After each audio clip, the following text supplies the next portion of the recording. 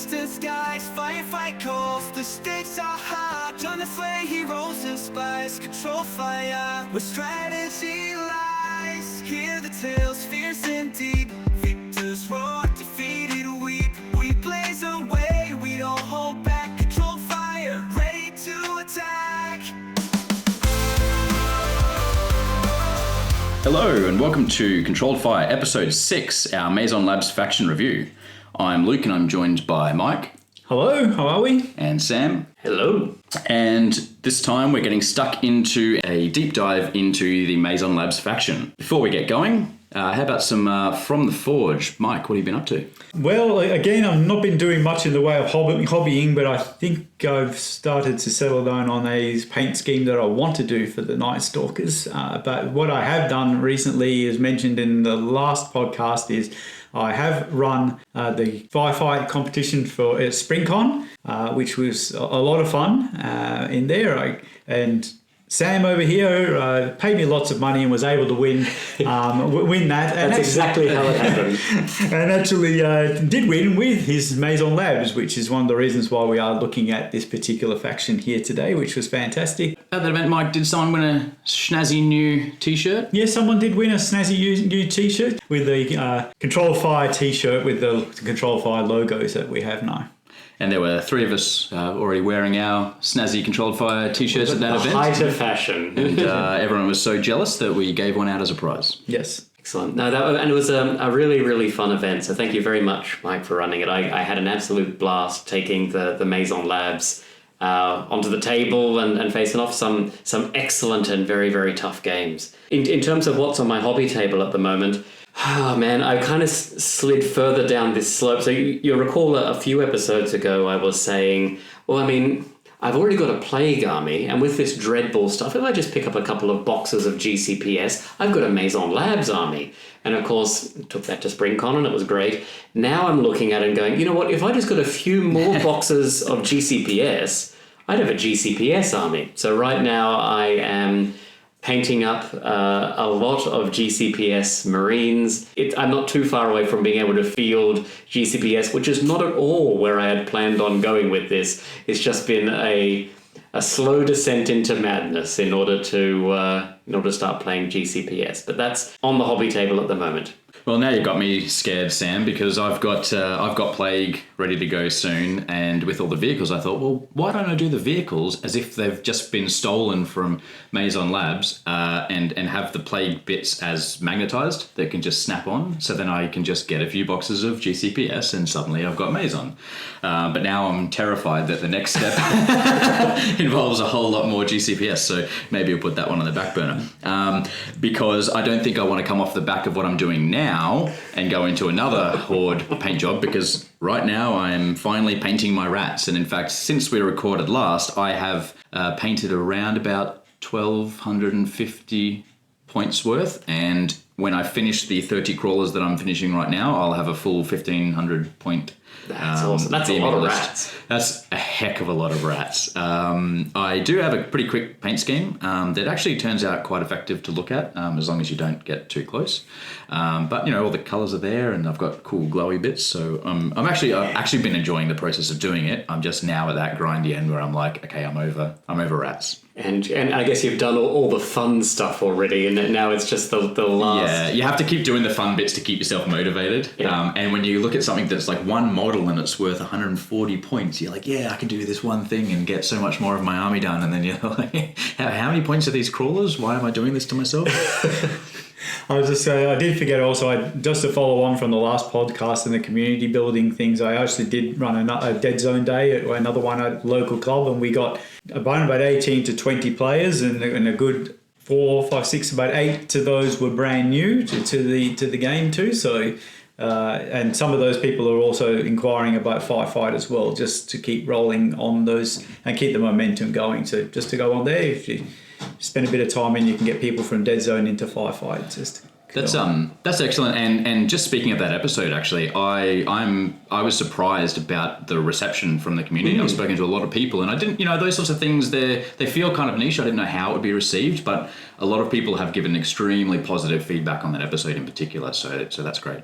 All right. So for this faction review, we're going to follow our usual format. So Sam, our resident lore keeper, will take us through the faction background. We'll talk about the faction orders and how that plays into the list. Then we'll walk through the unit types. And finally, we'll wrap it up with our sample lists and how they play. And of note, I'd like to say that Sam plays Mazon quite a bit. And he'll have a heck of a lot to say compared to Mike and I, who have only played against it a few times. So I hope you like the dulcet tones of Sam's radio voice, because you'll be hearing a lot of it. Speaking of which... Sure thing. I will also say I'm hoping that by the end of this, Luke, I've convinced you that you're going to need to also play Mazon as well. All right, so who are the Mazon Labs? So Mazon Labs are a division of Mazon Holdings. They're a biotech firm devoted to the vision for a better galaxy. They've got cutting-edge pharmaceuticals developed from new pathogens encountered during humanity's advance across the galaxy. And of course, such valuable IP needs protecting, so Mazon Labs hold Urbana Blackwing on a retainer, a veteran security force, in order to guard their laboratories. Of course, it's all a facade. It's just a front. The Mazon Labs are devoted to advancing human knowledge and corporate profit devoid of any ethical questions. They are working to weaponize or control the plague with kind of mixed results. That was actually the premise of Star Saga, where the Eras contract went through and encountered Mazon Labs, and that's kind of where a lot of the Mazon Lab stuff came from. They actually have some plague-infected humans operating as scientists within the corporation, which is a bit troubling to think about. Dr. Gail Simmons is probably the most well-known examples of these. They've also brought in Dr. Ronaldo Abominava, which is not at all an ominous or foreshadowing name, but his reanimation process for breathing kinda life back into the dead has now given them a reanimation division. So the umbrella company for Mazon Labs, Mazon Holdings, also are responsible for the trans-dimensional breach that's happened on Pluton 3, and oops, we suddenly have Night Stalkers. So Mazon Labs have also given the galaxy a cognito hazard to deal with. They're a company that always asks, can I rather than should I? Why do they fight? Primarily for science. They're either gathering data on their abominations in the field, remembering, of course, that they're looking to weaponize the plague, and so that means putting all their creations out into the field against an unsuspecting populace is certainly something they're looking to do. Also to cover up any of their nefarious things. If someone happens to stumble upon one of their labs, they can unleash the abominative horde against the ingressors and hopefully ensure that none of their secrets get out. In terms of how they play, we'll be chatting about that through a lot of this, but ironically enough, they're a little bit of a Frankenstein army. They've got little bits from the GCPS, kind of, with the Urbana Blackwing Marines in there. There's a little bit of the plague spliced in as well, with things like failed experiments and murder birds and aberrations, and grafted on, they've also got reanimation division and psychic chovars and transdimensional spiders scuttling around, all kind of stitched in together. So at its worst, all the disparate parts pull against each other and it collapses in a shambling mess, but at its best it becomes greater than the sum of its parts. Those are the Mazon Labs. Yeah, they're an interesting faction because you kind of look at some of the units and you go, oh, I could just basically build GCPS with that, or I could just basically build Plague with that, but they kind of, they miss some of the units that allow those to work,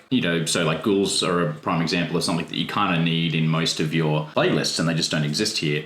They've got a different unit, Reanimation Division, which could sort of fill that role in some ways in terms of like a objective holding unit, but they function very differently, and they work much better when in conjunction with Blackwing rather than just in a pure lab experiment list. So they're kind of like, although you look and you go, you could do something similar to one or the other, you really can't do a list without both facets, I don't think, that's going to be competitive. They really do all need to work together. And I think unkindly you could look at Mazon and go, well, this is just a plague list, but without any of the big hitters. Where's the Plague Lords and where's the Corruptions? Or this is a GCPS list, but without any of the Firebase. Where's all the heavy weapons teams? But it's not really either of those. It very much is its own beast. Yeah, it's a combo army, right? It's a how can I use this thing with this other thing? Well, with that, shall we start to unpack exactly the kinds of things they can order their troops to do on the battlefield? Mike? Okay, we'll start going through the faction orders, I guess, and the first one is called the Fast Acting Serum, which is the units with the Lab Experiment keyword only. Unit gains the Toxic and Vicious Assault keywords until the end of the round. Excellent. Now, we probably should have mentioned designations, because that's a big thing with all the Mazon faction orders. So aside from, I think, maybe only 2 or 3 units, everything in the list is tagged either designation Blackwing or designation Lab Experiment. And the orders have very little crossover between them, and there's one great one in there which actually pertains to both. We'll come to that. But for Fast Acting Serum, I mean, it's just a great combat buff. I like putting this one on Aberrations, because having vicious re-rolling 1s when you're generally damaging on 2s feels pretty good. And also Aberrations, there are only 6 attacks, but when you give them Toxic, you can actually really multiply that damage out quite well. And with anti-tank, you're also smashing through that heavy armor as well. But I mean, there's really no terrible targets. I mean, you put this on even your 3Z zombies, it's a real combat multiplier.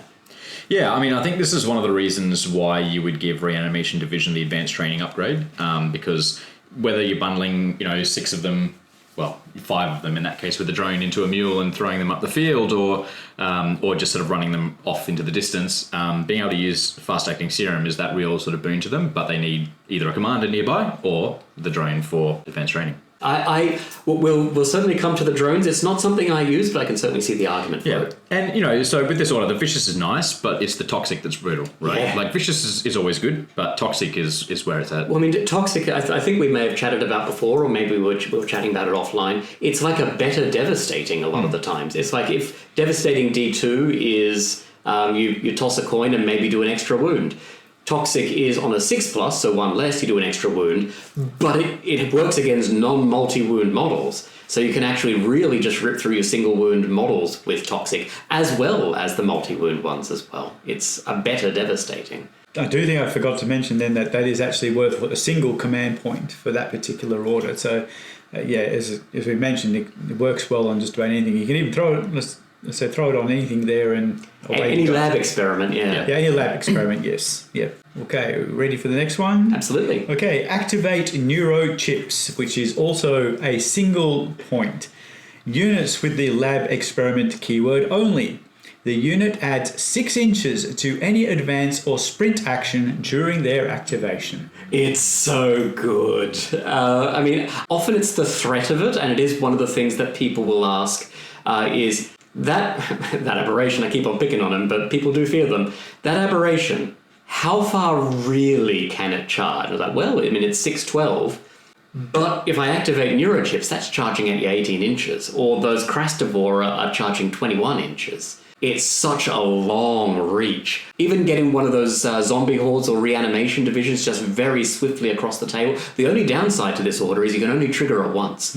And so this is something I'll often hold in the can until mid or later in the turn, because it forces your opponent to play around it for all the early part of that turn. They have to respect the extra range you can just get just by dropping a single command point. 6 inches is huge. Yeah, this is it's great for bumping any of the plague units charge distance, but it's kind of extra great on Reanimation Division or zombies, because if they take the extra 2 inches speed, now they're charging 20 inches, right? And that's enormous. That's more than the than any of the long range charging units. Well, in it's the game. faster than murder birds, right? You take murder birds for a long. I mean, you can put this on murder birds. Void Lurkers, all those sorts of units that are meant to charge a very long distance. Now they outcharge even those, right? So your opponent has to sort of play around it without even thinking about mules and transports and all this sort of stuff. It's just straight off the bat and 20 inches. It's great. as you mentioned, it gives you that much extra board control. But you're a better math person than me, but an extra 6 inches on those kind of range, even to 12 to 18 inches, is that much more board that people have got to respect on a unit that it could be the difference between you holding an objective or getting on an objective one turn earlier or scoring more points. It's, as you said, it's just the pure threat that sits there, and it's only a single point.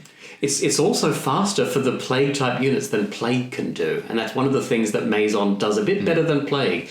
Plague can do a bit of a 3-inch hop, and sometimes that's better, and we'll chat about that when we do a Plague faction review. But for straight line speed, Mazon is faster. And the interesting thing is that just charging around things to hidden units, if there's a unit that's flimsy enough to worry about hiding, it's probably flimsy enough to die to being hit on 6s by a reanimation division. Mm-hmm. So, there's no these kinds of distances. There's no hiding from Mazon. Okay, the next one is called Doing It All, also a single point. This is a Blackwing keyword only. The unit may add 3 inches to the range of trademark weapons they have during a shoot action and may add 3 inches to any advance action that they make. It boosted for another +1. In addition, this unit may add +1 AP to either their trademark or assault weapons. It's pretty good. I wouldn't necessarily do it every turn, but when you need it, it is there. I mean, sometimes you just need an extra 3-inch in order to get onto objective. Sometimes you want that extra 3-inch move and an extra 3-inch shoot, and suddenly those laser rifles are in range. Yeah, it's not what I trigger every turn. The way I run my Marines, I'm also unlikely to pay extra for the AP, but at a pinch I can. It's great that it's there. Yeah, like this order and the next one that we'll speak about in a moment, and the Blackwing Commander that we'll talk about soon, I think combined to be the reason why I think most lists should be taking at least 2 units of Rangers or Marines, because then you've got 2 good targets for 2 pretty good orders that, by the way, they all if you're not boosting them, every order in this faction costs 1 point. Like all the faction orders are just 1 point, right? Some of that, which is good because some of the commander orders are quite expensive, so that kind of balances out. But yeah, so I think it's worth considering at least 1, preferably 2 units of even just Marines, just 10 laser rifle Marines, stock standard for orders like this, because it's just a great cheap utility. Yeah, it's a nice little boost when you need it. The threat range goes from 24 inches to 30. Yes, okay. Because you move 6 and then shoot 18, but instead you're moving 9 and shooting 21. Yeah, fair. So 30-inch threat range for shooting, potentially with AP1. Like that's 10 shots to AP1. It's not terrible at all. Yep. Yeah, I totally agree. It makes those units, like you go further than that, and you can go with Rangers with Scout, and you get even more range on top of that again. So yes, you can certainly put some pressure on the board, which is going to become a trend as we keep talking about this particular list. It's the amount of board control that you can exert, and you can be the one who can pick and choose where the fight is going to happen because of that. It's mainly due to some of these orders. Yeah, I mean, I'm glad you mentioned Rangers, because Rangers, I think, is a very good target for this one in terms of the extra maneuverability, because with their anti-grav in there, you can do things like with 9 inches, you can really get up onto a building roof or something like that, and get an extra 3 inches onto your shots. It's very hard to hide from that then. Okay, the Expendables, as mentioned, they're all about 1 point each. Units with the Blackwing keyword only. Immediately following the unit's blaze away action, an unpinned unit with the lab experiment keyword within 9 inches may make a free 6-inch advance action. This unit may not be used to initiate an assault. Boosted, just for another point. In addition, the unit with the lab experiment keyword may also hit the dirt in the following advanced move. It's a great combo piece, this one, if you can get it to work. But there's a few things you need to have line up. Obviously, when you're placing the units, you need to make sure that you have a Blackwing unit who is capable of blazing away next to a lab experiment unit and not have that unit be pinned. On paper, it can be very good. I think I've pulled it off once or twice. This is also why when people ask, so how far can that aberration charge? I say, with one order, 18. But if I'm able to pull off my combo play and then trigger neurochips, that aberration can be 24 inches across the board in 1 turn. This is the order that your opponent has to remember you have at all times, right? So it can be a good mind game. You can use it to produce a 26-inch threat range from Reanimation Division. So I just spoke about them having the ability to charge 20 inches, but hey, if you can make them have a 6-inch move before that, now that's compounding to 26 inches. So, your opponent should be sufficiently worried. You mentioned, Sam, that the unit you're targeting has to not be pinned, but here's the jank you can do, right? You can hide your Reanimation Division behind something so that they can't be shot at by pinning weapons, and then use this order to move them around now in line of sight as well, so they don't get the -1 for no line of sight, and then they can charge off across great distances into the enemy. So I think there's a lot of combo play to be had with this order. It is the definition of a combo play. Yep. It requires two units in exact positions, one doing one thing in order to allow the other to do the other. I think in most of the lists, you're going to have these combination of units. You are going to have some Blackwing. You're going to have some lab experiments. They're going to be sitting next to each other on the board. At some point in time, you're going to be able to pull this combo off. And the ranges that this list can create is huge. And in theory crafting, I would have thought it had been too difficult to get that kind of combo going. And they don't have to hit with the Blaze Away, right? So you can Blaze Away with your lone Blackwing commander.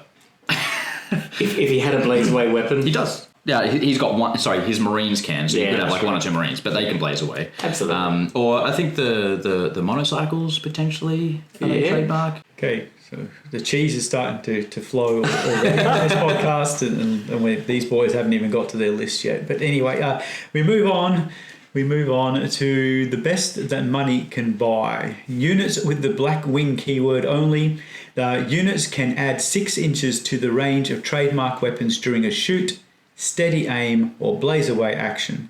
Boosted, a +1. In addition, that unit also gains weight of fire 2 keyword. Yeah, this is really 2 orders in one, but you're only allowed to really do one of them. I would use the first instance if I didn't want to move my Marines forward and just give them the extra range. Otherwise, they're going to be doing it all, and I'll take the extra move instead, thanks. I think this is really for the boosted version and not going on Marines. This boosted version hits something potent that has blast or devastating or a powerful weapon. Throw this on Grenadiers or missile launch attack drones or anything with a powerful gun, and re-roll 2 of those dropped hits. Yes, it's very good. Yeah, I think you boost this on tac drones or your anti-tank unit of choice, and it's good utility that way. I have nothing further to add on that one. I'm just going to go on to... No, it's very good. It is 2 command to do that, but 2 command to get 2 rerolls on a good gun is worth it. Yeah, especially if you've got limited anti-tank, because there isn't an awful lot in that list, so you can really make sure that anti-tank is going to hit what it wants to hit. Mm-hmm. There's not an awful lot in it. Quantum Stealth Biotech 1. The unit gains the stealthy keyword until the end of the round. There is no designation to this order. Yeah, anything can go stealthy. And I mean, it's useful at times, particularly for when I'm parking a unit on an objective and I don't want it to be shot, or someone's just done an extraction or is doing a bodyguard. Or 1 command point to give them stealthy, why not? Often I'm discovering later in a turn, I wish I'd spent the command point on them to give them stealthy when they're actually getting shot at. Because they didn't have an order plate on them. I just thought, why did I not just give them Quantum Stealth Biotech 3 activations ago? But I didn't, and now they're getting shot. Yeah, great on objective grabbers, but also great on hard-to-hind units like the Horntail. I think just that bit of extra resiliency on those kinds of units is quite nice. Yeah, because they're height 6, it's pretty hard to block line of sight. But when they got flyer and stealthy, and maybe some height 4 cover they're able to, then it starts to make it a bit harder. Okay, well, that's the end of the orders that we have, the standard faction orders. Are we moving on to the normal list? Yeah, let's jump into the commanders. All right, so the first command unit is the Infected Lab Technician, who gives us one black tactician dice and has a veritable array of abilities. And the command order for this guy is the Serum Darts, which is a 2-cost instant, and up to 2 lab experiment units within 12 inches get Frenzy 3 keyword until the end of the round. What do you think of this guy, Sam? It's interesting you say guy. For me, it's always a gal because it's Gail Simmons, right? Oh, there you go. I like the infected lab tech. I think the order is very good. I mean, just the ability to give 2 units Frenzy 3 is great. Unlike Plague, there's actually not too much Frenzy in this list. Popping Frenzy onto Reanimation Division or Aberrations or anything really. Often she'll be tapping herself because her bodyguard are also infected specimens. And they're not too shabby. They're like souped up ghouls, just without weapons. However, I tend to use her more as a utility piece because she has medic for lab experiments, and you have a lot of lab experiments in a list generally when you're building. She's normally hanging out around the back of my reanimation division, just being exceedingly annoying because the reanimation division are really hard to remove wounds from, and you go through all that effort, and then she just spends one action and pops that wound back on. And then when a good charge does line up, she then charges in. Mostly I'm there for her as a medic and then as a line plugger. Yeah, I think I wouldn't discount potentially 15 attacks on 4s from a utility unit at all. That is a cheeky little bonus, I think. It is the lack of AP. They're all AP dash attacks. Just often makes them a bit wet. It's still 15 attacks on 4s. I'm certainly not saying it's terrible. 3s on an unhindered charge. That's pretty nice. There's a reason I take her and give her the full retinue, because you do, if you're going to be charging in, you do want that volume of attacks.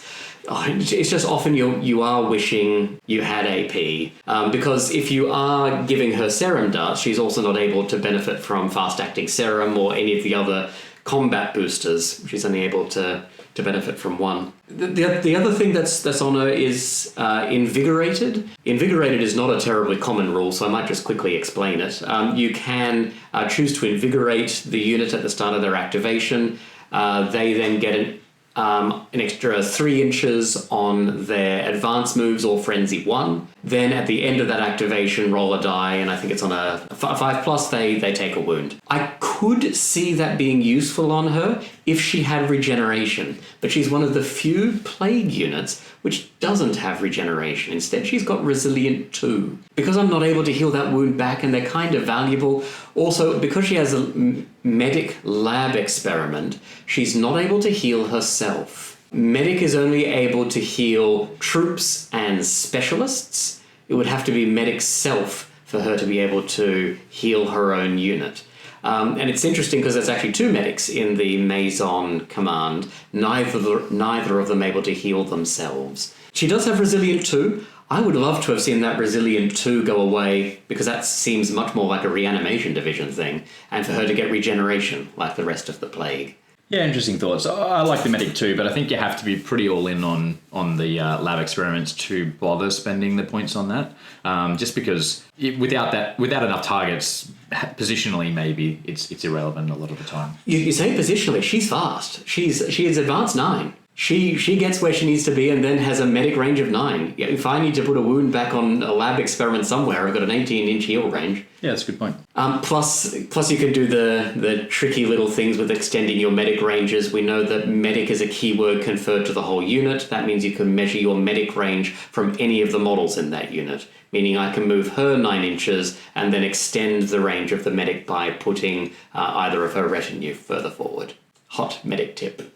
I'm pretty confident that you could, if you do copper wound from the Invigorated, that you could then use your Resilient roll. So Mike, you feel that Resilient would allow you to prevent the damage from Invigorated? The rule itself just says about re-rolling a dice that was caused a hit, and Invigorated rolls a dice. So to me, I feel that sits, but it might need to be FAQ'd by the rules committee. But to me, it looks like that you can roll Resilient against Invigorated. Yeah, I mean, I'm not sure whether it was intended, but if you all pull out your handy dandy companion or rulebook and check it, the rules actually read that it works. That's very exciting, because I have not been playing it that way. My medics have just gotten faster. Darn, Mike, why did you say that? I did the same thing in Marauders as well, so anyway. Thanks, Mike.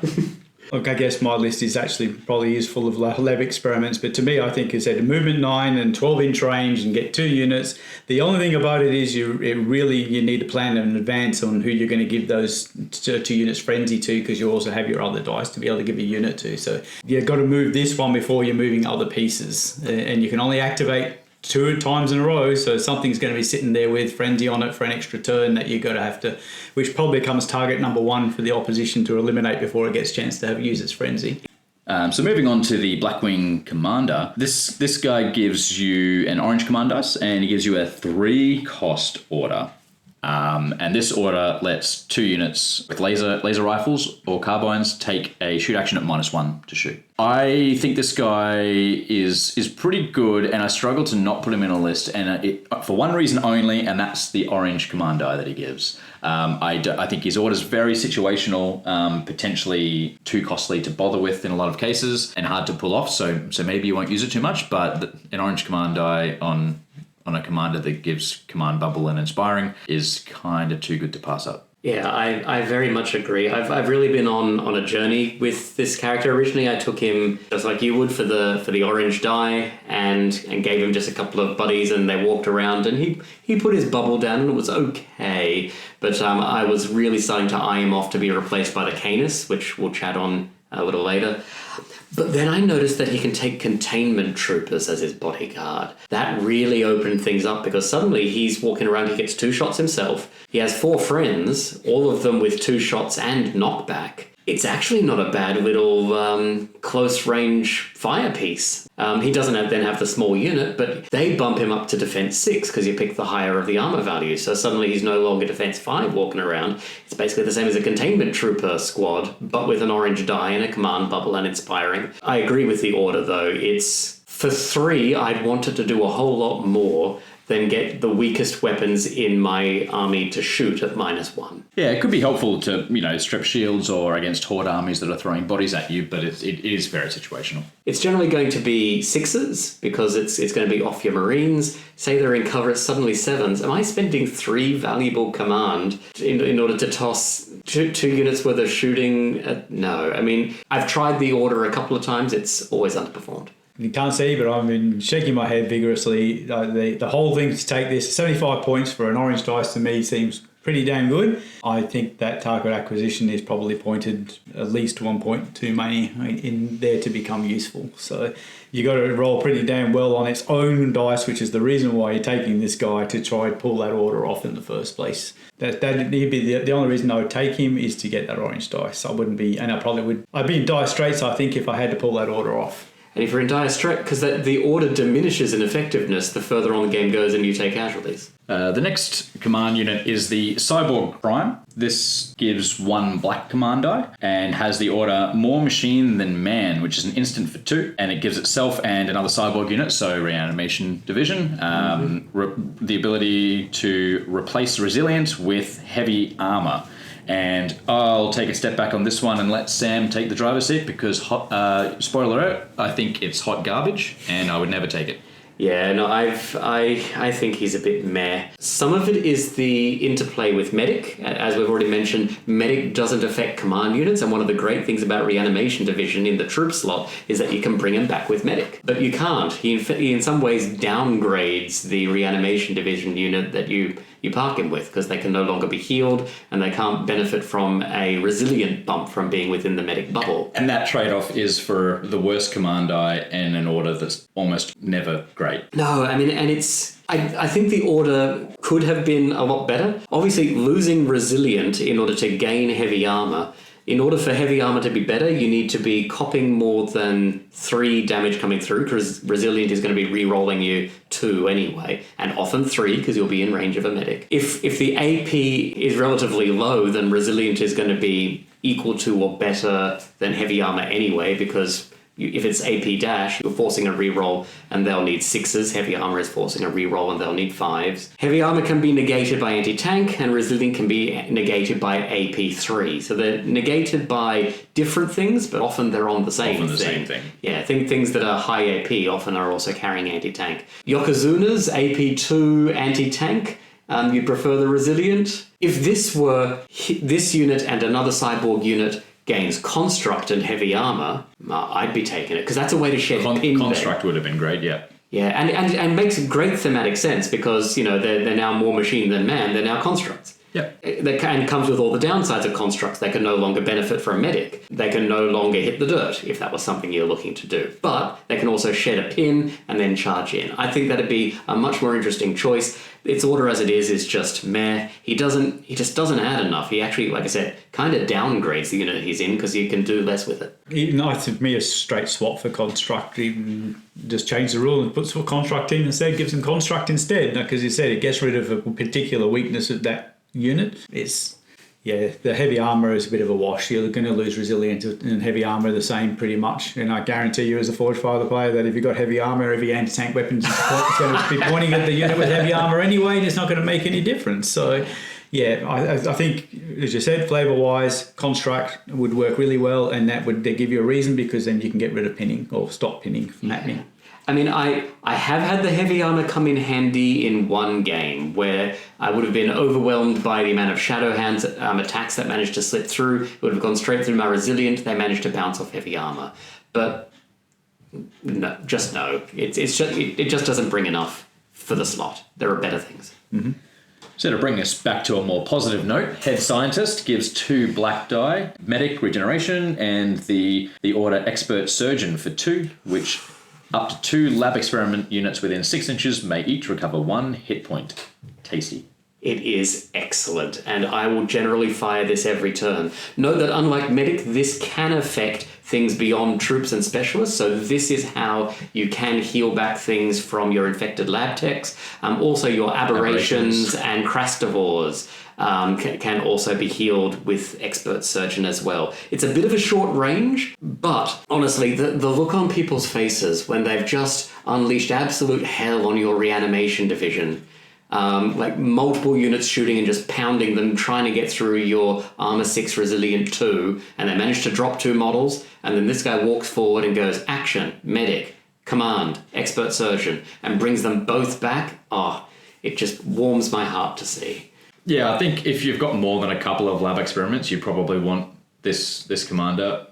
It's got everything that you want and an order that every faction would be jealous of. Yeah, I mean, the order only targets lab experiments, but those are generally the things you want to be healing back anyway. Yeah.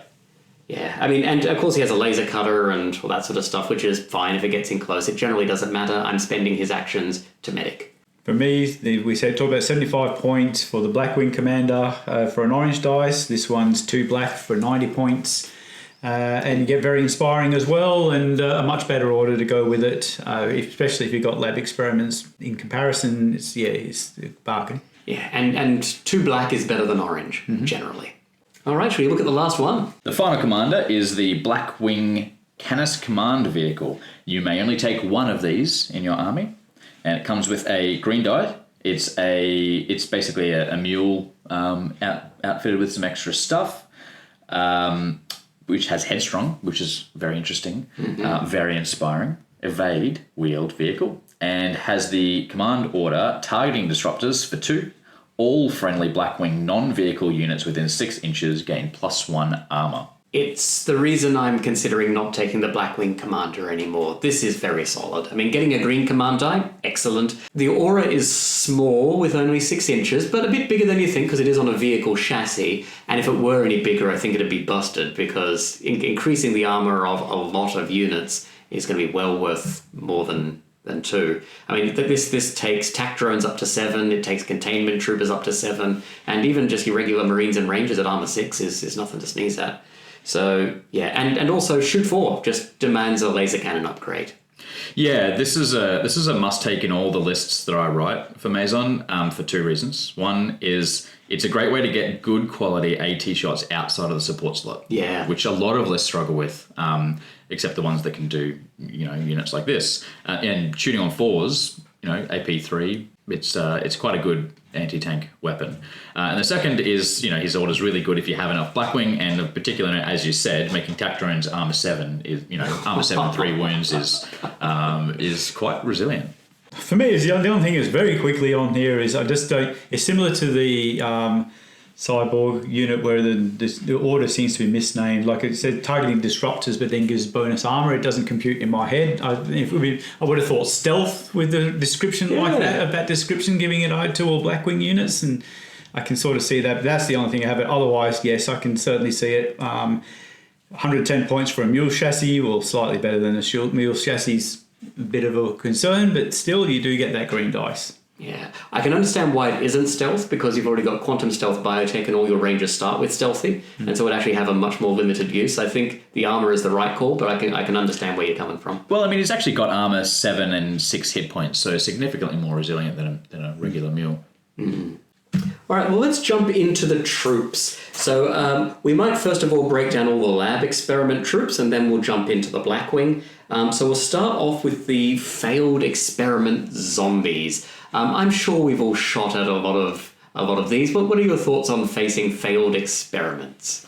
Well, they're not scary, but they're the unit that just sits there and it's giving cover generally to something else, and it's coming towards you, and eventually especially when you're playing an elite army again, and you only got X amount of shots, and you got to waste it on a 4-point zombie, and it drives you insane. Or then you 3-point zombie, then it drives you insane. But you got to deal with it. But if that unit it does hit you, it's going to cause wounds even to your more elite unit. So you got to deal with it, and it just seems like such a waste of time and frustrating. But still.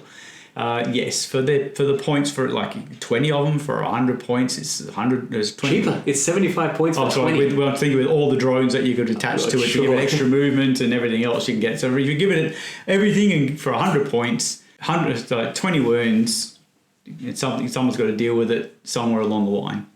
Yeah, having faced Plague and Mazon, I am quite glad facing Mazon that they can only have 20. Yeah. It is so much easier to deal with 20 than it is to deal with 30. 100%. This is one of the units that really, obviously you throw them forwards hoping the enemy is going to waste their shots in them, and knowing that if they don't waste their shots in them, then they will actually do something.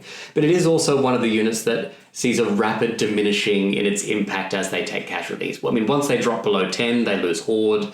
And so that means they're really not likely to be hitting at all. For that reason, when I don't have a better target, I often will Expert Surgeon or Medic these guys back if I haven't been losing wounds off some of my other squads, just because keeping them above threshold continues to make them a threat on the board. The major difference between these and Plague is, as you said, Plague can go to 30.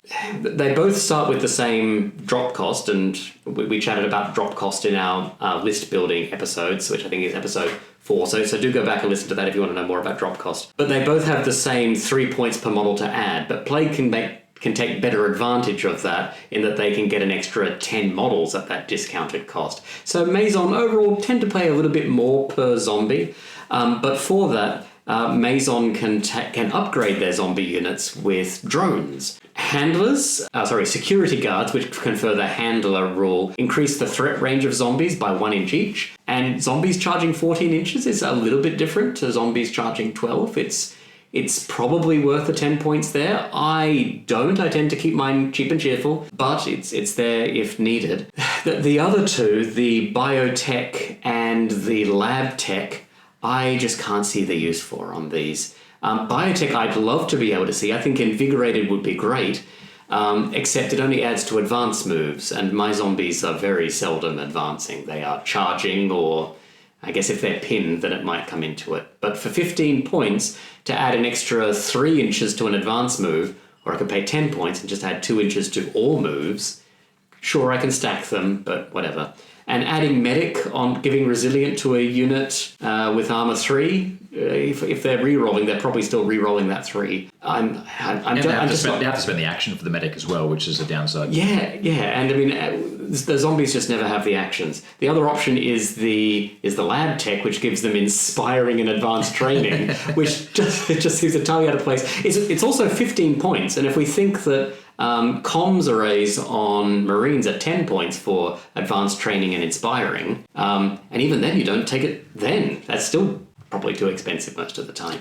Yeah, exactly. What I would have liked to have seen on these, though, is if maybe the security guards under the handler keyword, or maybe just any of the drones, it would be really cool if one or more of them removed Beast from the unit. Yeah, either of the techs. Yeah, because I think, Beast is it's a points. You get a discount on the unit for being a Beast, and then I think it makes thematic sense for these beast units to not be able to take an HVA or hold certain objectives because they don't have the brain power or the diplomacy or whatever else they need to do that. But, these lab techs or whatever, potentially do. So I think that would be a cool thing, because you pay for the drones. The drones can be sniped off so that you can drop them back to beast if you can do that. There's counterplay if you want. Counterplay to it, exactly. So I think that would be a cool thing to add to this unit. I wouldn't always pay 15 points to strip beast off zombies, but I would certainly consider doing so, and it would be an interesting change to the Plague version where zombies are really just chaff. All right, let's have a look now at the Reanimation Division. We've talked about these guys quite a lot in the context of other units. Probably one of the reasons we talk about them is they are a signature unit of Mazon Labs. Unlike a lot of the other ones, these don't appear in any of the other lists. I mean, the major things about them is they're armor 6 with resilient 2. They have a 9-inch range It Burns AP1 seismic weapon and 3 AP1 attacks with seismic as well. So pinning is kind of their Achilles heel. Most other things in the Mazon Labs list have some way of getting around pinning, whether through Headstrong on all the Urbana Blackwing, Construct on the TAC drones, or Unflinching on a lot of the Plague units. Reanimation Division do not. For mine, they're really spiky anvils. They can just tank a lot of damage, and then when they reach you, make you wish they hadn't reached you. I tend not to race these guys off. They'll generally be advancing up, often with some drones in order to speed them up a little bit.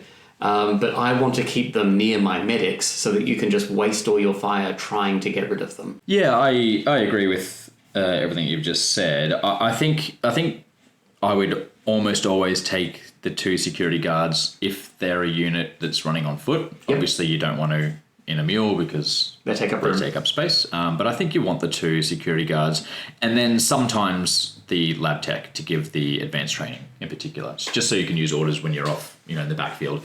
Obviously, you can position things for that first turn combo where you yeet them up the field, but then the next turn they're off by themselves, and it's a lot harder to get command over there, and you might want to use an order. So I think it's definitely worth considering the advanced training and inspiring self to make them stick as well. Yeah, I agree. I mean, it's not the way I play them, because like I said, they're never going to be out of range of a command bubble for me, because I'll always be near my medics. But I can certainly see the value of a play like that, because having a unit like this deep in enemy territory is not much fun for the enemy. Yeah, and so in my eyes, these are the combo breakers of the army. They combine, like we've said, really well with the orders and the other units in the list, and they kind of bring it all together. Can I also say for Handler, I agree. I think adding the 2 inches is not just useful for making them charge 14 or sprint up 14. It's also so they can step 8 and shoot with their It Burns weapons. It's pretty great. Yeah, that's a 17-inch threat range on the shooting. Yeah, and also directly into buildings on hitting on 4s, because it's an It Burns weapon. Just sadly not at flyers anymore. Yes, that's true. It was weird when flamethrowers were the best anti-aircraft weapon, but moving on. Exactly. Mike, you got any thoughts on these? Nearly every single list in the game has got this obligatory troop assault unit, and this is Mazon Labs' version of it, and it does a pretty damn good job. A unit of 10 with 30 dice, or 31 dice, I guess. It's going to chew through so many stuff. It's good, and it's resilience. It's tough. It's everything you should could ask for in your assault unit. Can I say I might reconsider the biotech, which would give medic and invigorated, if I get to use resilient to re-roll the invigorated. That's a good point. Yeah. But if you've got 2 security guards and the extra and the invigorated advance with your 9-inch shooting, and an 11-inch advance and a 9-inch It Burns, 20-inch throw range. That's pretty nice. For the risk of a wound, which you might be able to reroll. Exactly. I'm very keen to see what the FAQ says on this. One thing I will say about these, they're also one of the units in the list which don't have beasts, and we'll see that just like with Plague, being overrun with beasts can be a bit of a thing with Mazon Labs. Just like with your idea before with maybe these techs remove beasts, I'd almost be happy for... I wouldn't be happy, but I could understand Reanimation Division gaining beasts if I were able to remove it with a tech. Yeah. So 6 in a mule would be a beast, right? So it reduces the threat of like 6 in a mule. But it could be 5 with a tech in a mule. Yeah, and so you're paying a kind of the tax of having fewer attacks to do to score. the Mirage. Yeah. Would you take a unit of 5 to be scoring? With these guys with armor 6 and resilient 2, they last. So if you have medics nearby. Fair enough. All right, let's talk about Blackwing Marines. I think these can be a little bit misleading when people see them because they look at them and see GCPS Marines, but these are most definitely not GCPS Marines. They have +1 assault and nerve, they lose the overwhelm, but gain headstrong, and they have controlled fire, which of course we know is the best charge reaction. But you pay for it. Blackwing Marines are 10 points per model, unlike GCPS Marines who are 6 points a model. They're almost twice as much. I actually think they're probably closer in comparison to Marauder Commandos, where it's 10 points drop cost and then 10 points per model, than GCPS Marines, where you have a huge drop cost and then only 6 points a model. That said, I think they are good. They do what the list needs them to do. You need some people who are able to sit back and who have thumbs and butts. Also, the lack of overwhelm is pretty telling sometimes. There's actually no overwhelm in the list. So Blackwing Marines reward you for smaller squad counts, which GCPS Marines really do not. But that said, often you want to have them larger in order to take advantage of orders and so on. So you've got that push and pull dynamic we were talking about in our list building episode. Headstrong is very nice just to have. Like I said, Headstrong is the Urbana Blackwing keyword. You just see it on most of their units. For me, again, we talked about it in other previous episodes. This is the unit that I would take at 60 points. To drop on the controlled advance, rear guard objectives, and I'm only spending 120 points on it, and they can just sit there and do nothing. That's basically what I would use them for. And again, these zones actually unlock for 60 points. So yeah, a 60-point unlock is certainly not to be sneezed at. Yeah, I think they're basically commandos, as you say, that trade resilient for headstrong. They also don't have the HMG option, which is, I think, the real key difference, because I would take lots of commando units in Marauders and be happy with that because most of them have HMGs. Whereas in this list, I go, it's still a very good unit, but I'm not going to take lots of them because I need, other things to be doing some work. I think in terms of special weapons, it kind of depends on how many units you're taking, because how many of those, do you want the laser rifles or the trademark weapons for using those orders? Blazing away to trigger the expendables? Yeah, exactly. I mean, you can blaze away with like one, but then you're wasting your special weapon if you're not doing that. Yep. I think really the way to run these is just naked 10-person squads and call it a day. I will say I do rate the grenade launcher here. It's surprising just how much it can up their damage potential. And particularly if you toss a couple of grenade launchers in here, then you really don't mind saying that the best money can buy and having those grenade launchers with way to fire 2. Yeah, I mean, particularly for smaller squad sizes, right? I think that's when the 2 grenade launchers starts to shine because, you're not going to want them for their laser rifles. They exist as a caddy for 2 grenade launchers. Mm-hmm. Although, if you are looking to just carry grenade launchers, there is a unit which does that for you. It just doesn't unlock. And I think there's also arguments to be made for the flamers, or there would be if Reanimation Division didn't exist and also have it burns weapons. There's also another unit, probably another 2 units I would take instead to do that as well. Thermal rifles are an interesting option. I would like them more if they had targeting systems. You do feel like you're wasting a unit shooting at a vehicle that's just going to plink off armor. I think there's another unit you want the thermal rifles on, and we'll talk about that in a moment. Let's jump forward and chat about it now while we're here. Sounds good. Let's jump onto the. I'm assuming it's the Rangers. It is.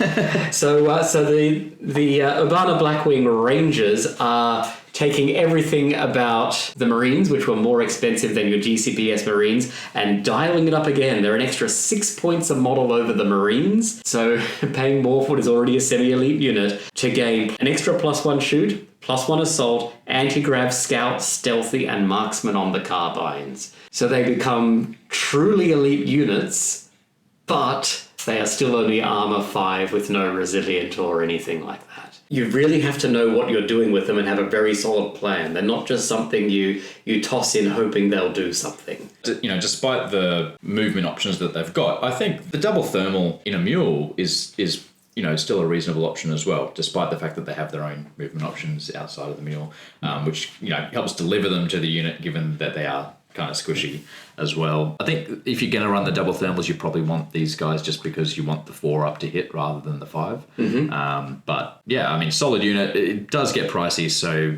kind of more be careful about when and where you take it and how you use it.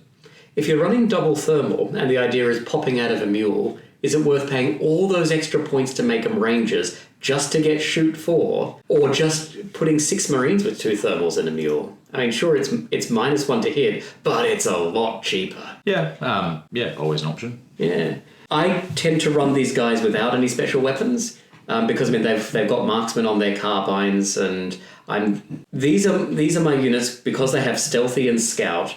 Who are getting up and holding some out-of-the-way objective and just being generally pains as much as possible. As I said before, these are the ones who are often doing it all with a 9-inch anti-grav move and then a 21-inch shoot. I never take more than 1 unit, though. They're too expensive. Yeah.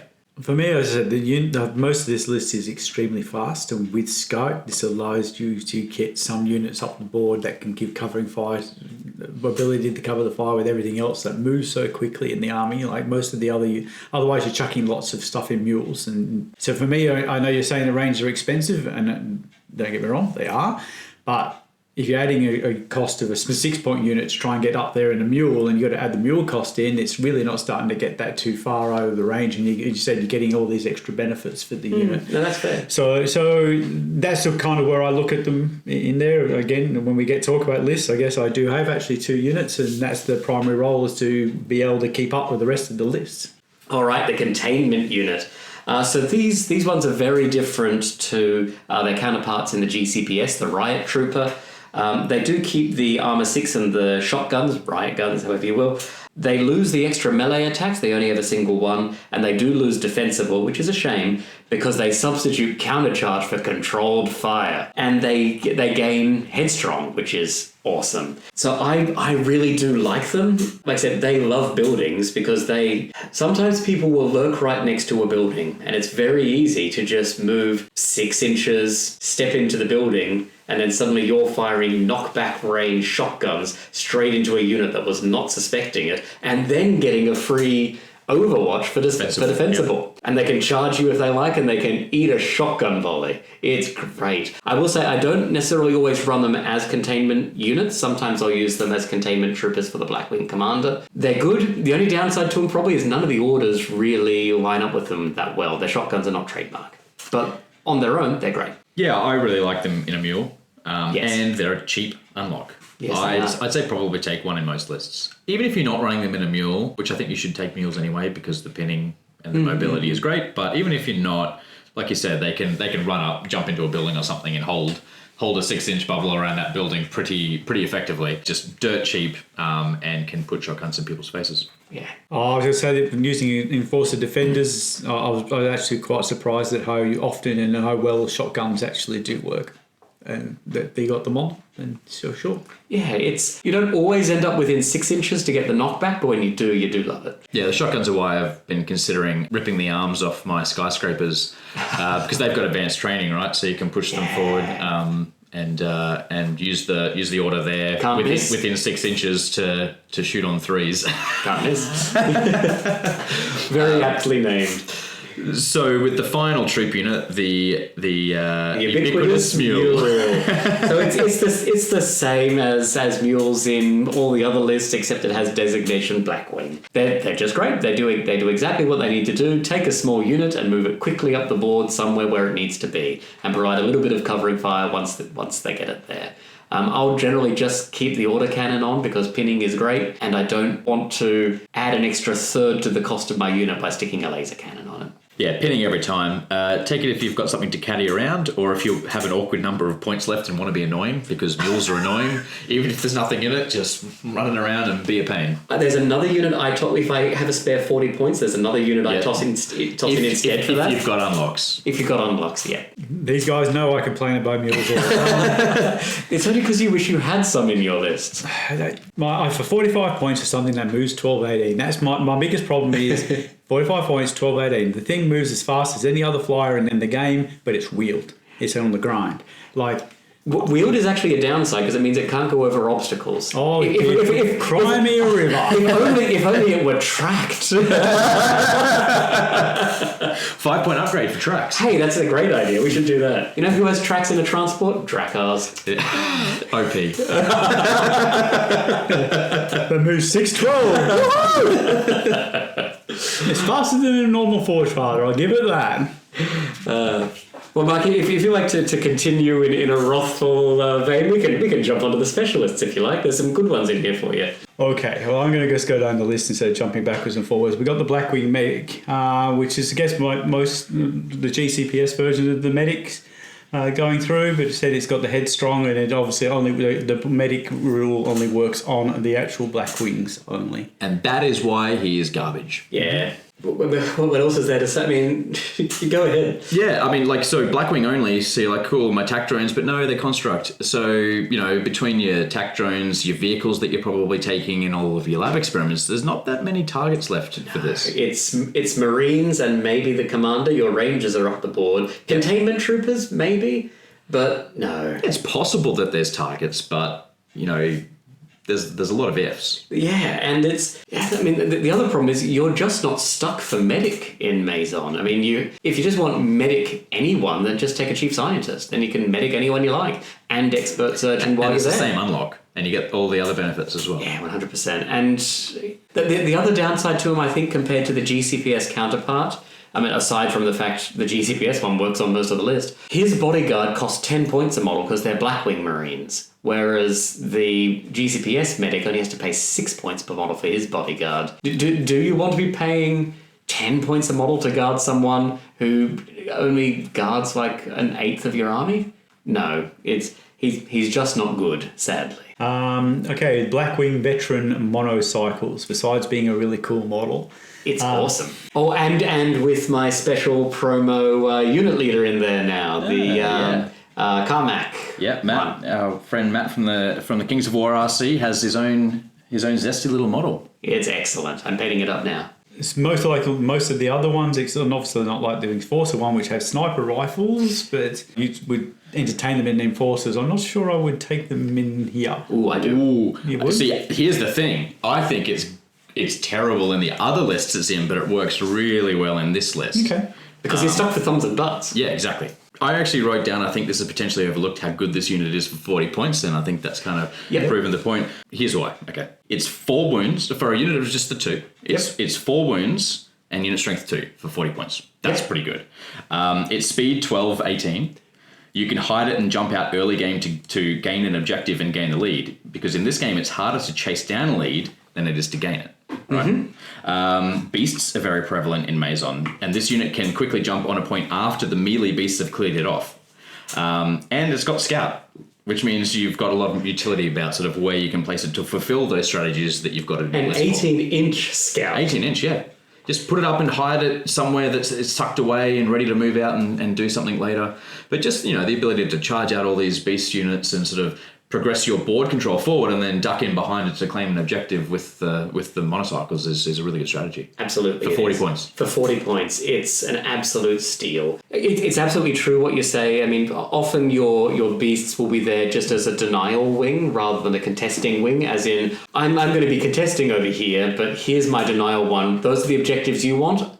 I'm going to make sure you can't have them. I can't claim them. I'm beast, but you're not having them either. But for 40 points, you can then zip this guy over and claim one. It's just great. And 40 points for unit strength 2 and a thumb? Yeah, and even just the turn 1, right? Like move forward, claim an objective right at the end of the turn, so you can't be shifted of it. There's some points for you. Mm-hmm. That's the early lead that's hard to chase down. And then they have to commit resources to shift it. They have to commit more than 40 points to shift a 40-point unit. Yeah. No, I don't have further to say. It's great. Yeah, I think I've been disillusioned with the fact that it was a specialist slot, and we'll get to the rest of the specialist slots. I think that what really matters here, though, is that most of the specialist units in Mazon, I feel, are pretty average at when I'm being generous. There's a couple of standouts. This is one of them, but I think you tend to find that you aren't really struggling, given how good the troops are that unlock. Yeah. I don't think you're struggling that much, particularly if you're aiming for 2 supports. That means you've got a minimum of 4 troops, which means you can easily do 2 commanders and 2 specialists, rather, 3, because you get the free commander, right? So you can do like 2 or 3 commanders and 2 specialists, like without even trying. Yeah.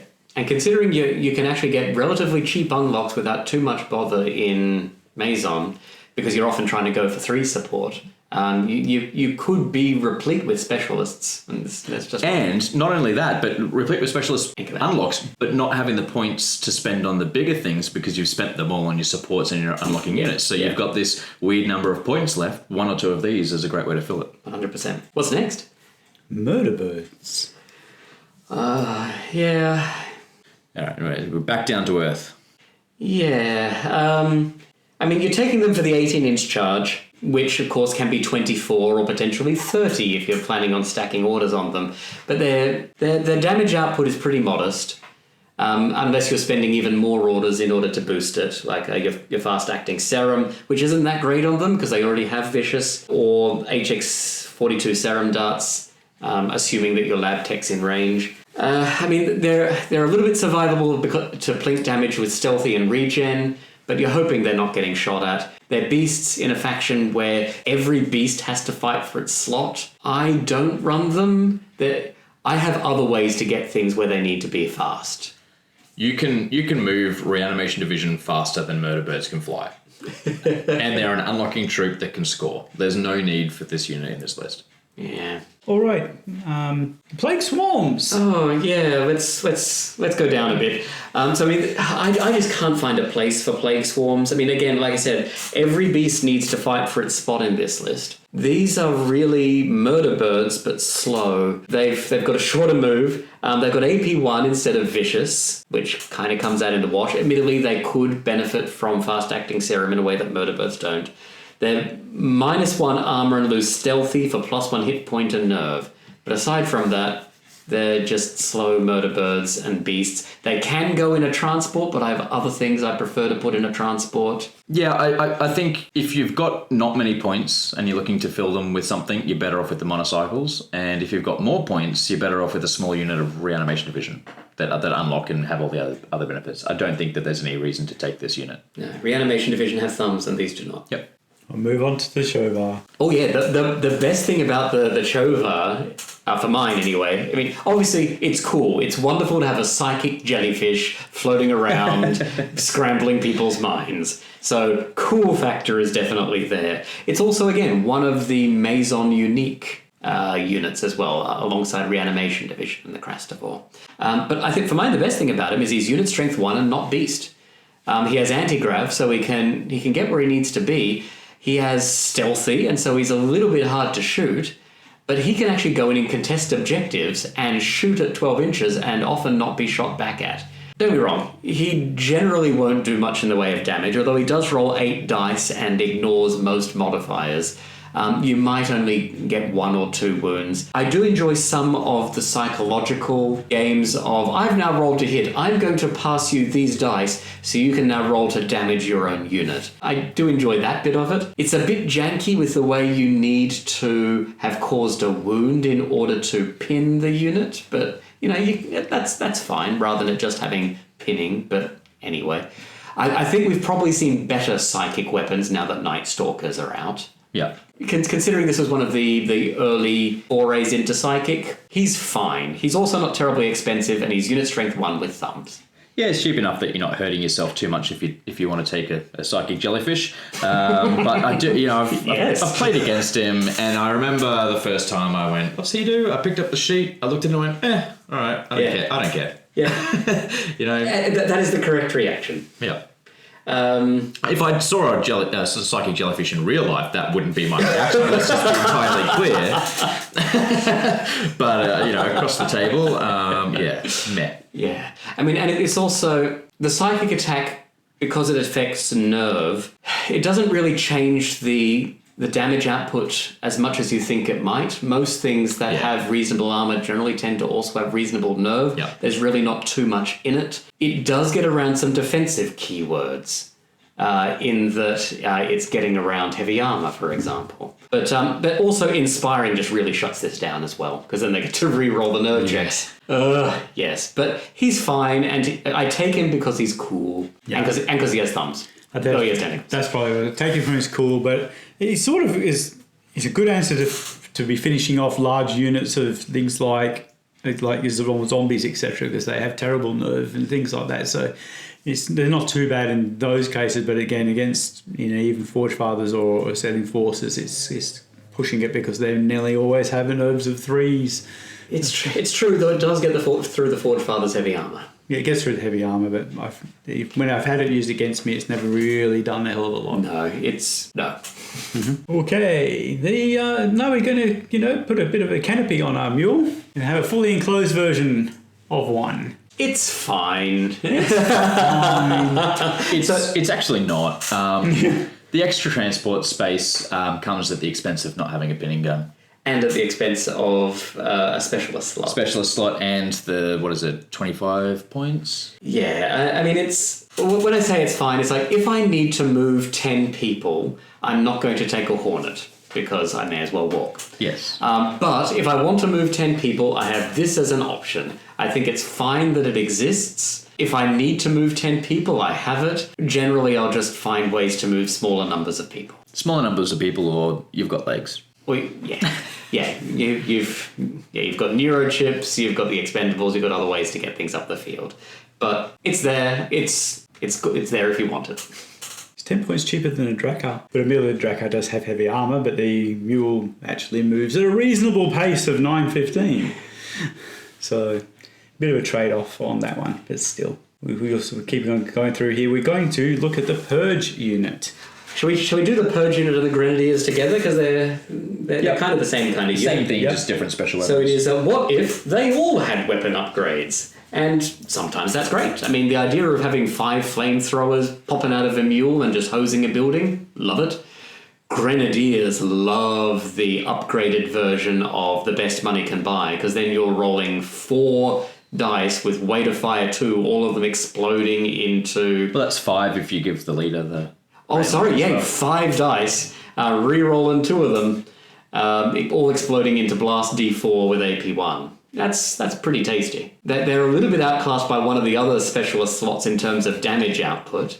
They do come with unit strength too. They do have thumbs, which is often something you're crying out for. So they're certainly not bad, I don't think. Yeah, I think they're good. There's another unit that I'd rather take in my specialist slots until it's full. So we'll get to that soon. Until you max out with the duplicate cap? Yeah. Don't know what you're talking about. There's nothing else to see here. Let's move along.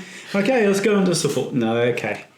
I know I've been given a specialist slot again for a reason, but I'll let the other guys talk first. We have the TAC drones. So this is the unit I've been waiting to talk about all through this pretty abysmal specialist section. This unit is ridiculous. So 2 missile launchers with blast on 4s is great and worthy all on its own. Then you take into account that you can take a 3rd drone with a 24-inch pinning gun and split your shots with targeting systems. Yeah. Then consider that this unit can hold objectives and has unit strength and can benefit from some of the Blackwing orders. They're also Armor 6, Hit Point 3, which can be boosted to Armor 7 from the command vehicle. Like, wowzers, that's a good unit. I can't fathom why you'd use your specialist slot on anything else unless you've already used 3 for this. I don't disagree. I mean, I haven't been taking them in the missile launcher variants. I think I just didn't have any at the time. So I agree. Those missile launchers on that chassis, you put them in range of a Canis and suddenly the unit's armor 7 with 3 hit points a model. The amount of damage they're outputting at 36-inch range with shoot 4. I mean, you compare it to the Asterian weapon platforms, who are also shoot 4 with a similar gun. They're blast D2 plus 1 instead of blast D4, but whatever. But they're like armor 5. With 2 wounds each. This is armor 6, possibly 7, with 3 wounds each. Not slow reload. Not pinnable. And unpinnable. So neither are the Asterian ones. They're constructs as well. Yeah. But you absolutely, you can't even shut these down. They don't have slow reload, so they can steady aim in order to make sure they're almost always shooting on 4s. They just reach across the board at 37. I will say, this is all for the missile launcher variant. Yes. For the other ones, and we'll come to them in a moment, I think it's far less overpowered. I think they're pretty well bang on the money there. Yeah. But for the missile launcher ones, it's if someone were to, and someone may have in their sample list for the podcast episode, if someone were to just absolutely spam these out, that's a very, very devastating fire base paired with what we've already seen, some very, very potent melee coming out. Mike? I'm just going to go, I don't know why, I do know why. Mantic makes models that look like they should fly. They put a rule in that should fly. And then they put in a million stupid units that will just blow things out of the sky no matter what, and I don't get it. It drives me insane. There's a unit with the missile launchers and it doesn't have slow reloads. It ignores the fly rule, which is the only defensive unit that a full flyer gets. I don't understand it. The models are cool. Why wouldn't you want to see them on the table? Why do you put rules in for every single army that you can just blow flies out of the sky? I just don't understand it. I think it's mostly just anti-tank guns are very good against tanks and mediocre against infantry. All the anti-aircraft guns have a super long range, they can deal with aircraft, and are also very good against infantry as well. And, usually they're AP too, which means they're not terrible against because blast and lots of attack, they're not terrible against tanks either. Yeah, so I think it's they certainly are ruinous against flyers, no doubt about it. I think it's also because they're generally just good against every target that you tend to see them, and that just rules out flyers. And we were pointing out a little bit earlier, I know it's on here, but there's a points mismatch between the online version and the rulebook version on how much missile launchers cost. To me, I think the missile launcher cost even in the online version should be doubled. Not just a 15-point upgrade, at least a 30-point upgrade, if not more, and add slow reload to it. I don't know about slow reload because this is a sort of walkie platform. If I were to debuff, I'd probably look at, in the same way the heavy laser rifles on the TAC drones are very much scaled back version of the laser cannons, having the TAC drones with scaled back versions of the missile launchers, either only a single shot or only blasting two. It does something, but I don't agree with units that have anti-aircraft not having slow reload, because then you're eliminating any chance that flyers got in the game. There's no point in taking them. The 36-inch range in particular is a relic of previous, like what we call previous edition, pre-command protocols, before a lot of the ranges were reined in. I think there's reasons why certain things weren't reeled in at the same time, and this is one of those relics that kind of slipped through as a result of that. That doesn't mean that your points aren't valid. I think they are a very good unit, which is why in lists that can take this kind of unit, I take this kind of unit, right? Like they're recognizable as being just a fix-all unit that can take care of many problems, so you'd be crazy not to take them. Yeah. And in particular, I think my favourite loadout on these, as I'll talk a bit more about in the list building, is to go the 2 missile launchers, then if you've got the points, go the other one with the autocannon, just because it can targeting systems off onto something else and pin them while the missile launchers are dealing damage. I think there is kind of cause for 2 autocannons as a cheap little unit. It's the same price as 2 mules with autocannons, even if they've got nothing riding in them, and they're troops that don't need to be unlocked, but they can't hold objectives. Yeah. So it's kind of like if you're taking it as an extra unit just because you've got 90 points and you want some more pinning, if you've got lots of objective holders, maybe just run 2 mules, because they're probably going to be more effective overall. But if you want them as another objective holder, then they're fine as well. I agree. I think the autocannon is a fine choice.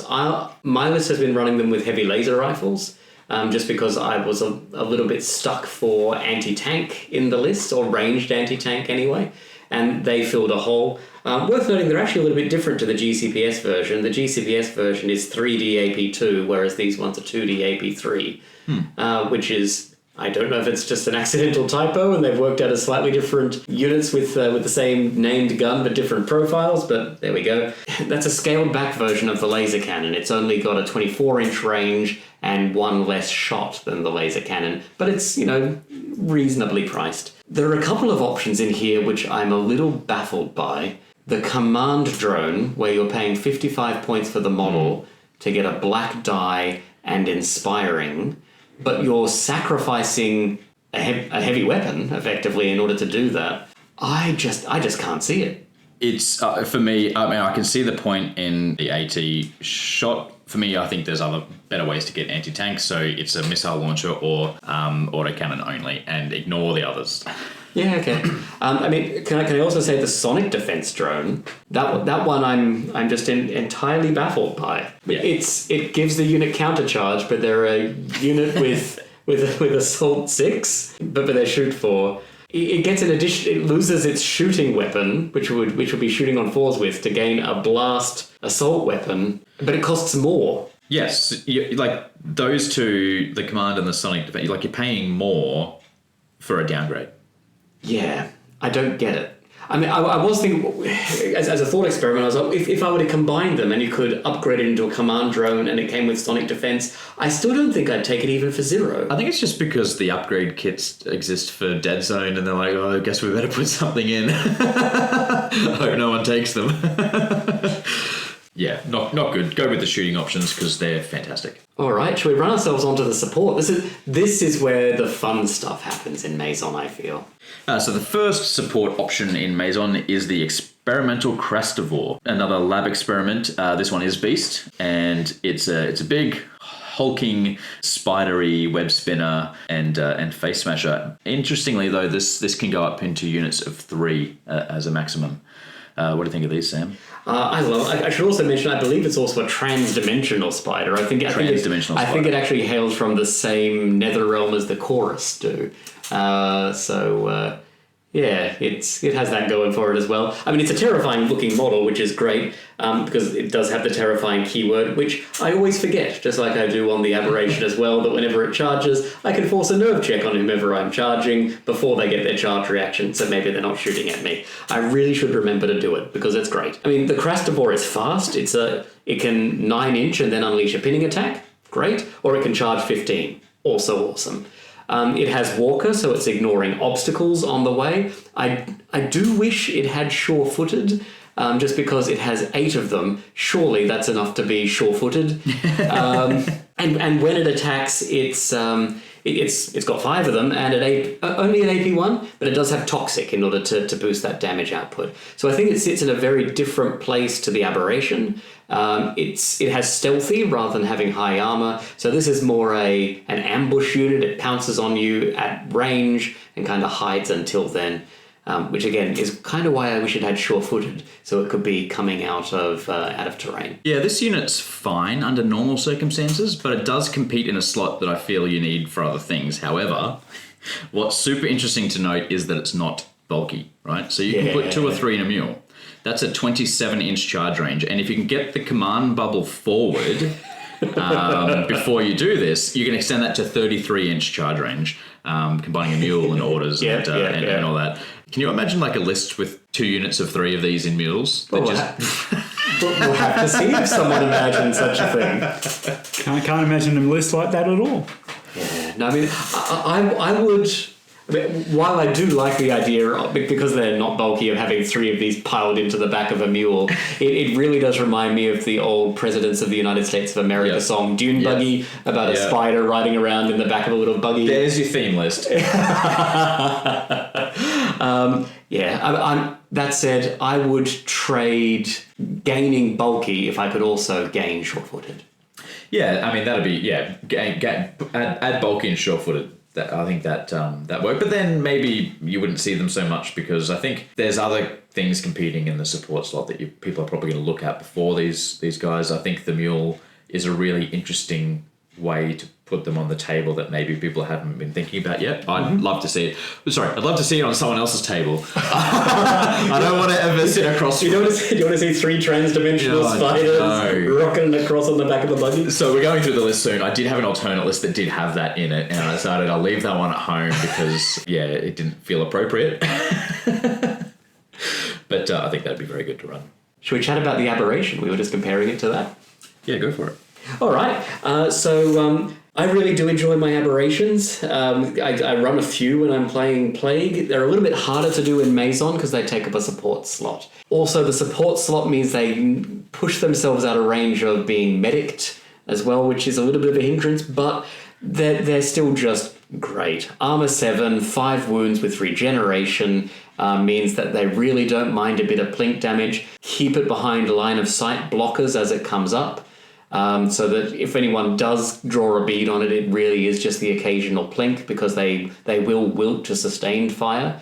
And with an 18-inch charge from neurochips, they don't mind being behind some of that intervening line of sight blockers anyway. With their high assault, they can cop a -1 for an unsighted charge going through. That's fine. Yeah, I mean, when I play against aberrations, they die on turn 1. And if they're lucky, turn 2. So I'm not overly enamored with them, if I'm honest. My experience facing them is like, meh, because I just shoot them. So it's a support slot for a distraction unit. That's kind of how I see it. Yeah, if people are leaving aberrations where they can be shot, yeah, you do want to be hiding them until you're ready to make your move. It is kind of hard to hide that base size, though. That's the thing. People do push them up behind buildings and that sort of stuff, but I'll take a cover shot. I'll gain that 2 mils of vision I need of the back of his base, and I'll take the cover shot. You know what it might benefit from? Stealthy. Stealthy. Yeah, for sure. Yeah, perfect unit to use that on. You got any thoughts about the aberration, Mike? I'm actually always surprised when I look at it, and even in the Plague version, it doesn't have heavy armor because you would think looking at the model it would, but again, it just has high armor 7. It's just armor 7, but yeah. And 5 wounds. I kind of agree because I think every time I face them, I'm like, okay, how am I going to deal with this? Oh, it doesn't have heavy armor. All right, missile launchers. It's just, well, there we go. That's the only thing. Yep, it's great. I did my other list that I did create before I decided to change it. I had 2 of these units in there, so it's especially with all the extra movement you can get into it from this particular list makes it terrifying, and certainly one of your anti-tank options to be considering if you're playing Mazon. People are just scared of them as well. Yep. for good reason. If they close, they're going to kill most things they hit. Oh yeah, I'm scared of them. That's why I shoot them off. I just don't find them that hard to shoot off. Yeah. Shall we quickly touch on the Blackwing TAD 65 and the TAD 67 Horntail? Let's ignore the 65. Okay, It doesn't exist. 65 goes in the bin as usual. Yeah, I think we can say if you want to hear about the TAD 65, have a listen to our Marauder faction review where we lament.